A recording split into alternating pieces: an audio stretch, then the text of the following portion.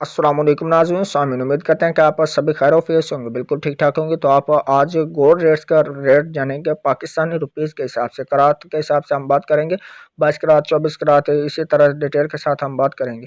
पाकिस्तान में आज 24 करात 10 ग्राम की सोने की कीमत 85,500 रुपये पर मुश्तमिल। ये था 24 करात 10 ग्राम का रेट। इसी तरह से आपको 24 करात पर तोला के हिसाब से रेट्स से भी बाखबर करते जाएं। तो उससे पहले एक छोटी सी रिक्वेस्ट करता है, वीडियो अच्छी लगे वीडियो को लाइक करें, शेयर करें और चैनल को सब्सक्राइब कर लें ताकि आपको मोर अपडेट्स बर वक्त मिलती रहे। तो दोस्तों 24 करात पर तोला की कीमत 99,700 रुपये पर पहुंच चुकी। बात की हमने 24 करात पर तोला की, अब बात करेंगे 22 करात 10 ग्राम की।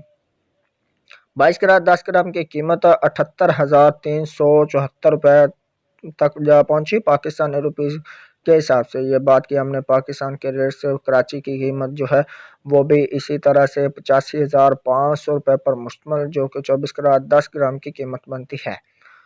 कराची में 24 करात पर तोला की कीमत 99,700 रुपये पर मुश्तमिल। 22 करात 10 ग्राम की कीमत 78,374 रुपीस पर मुश्तमिल है।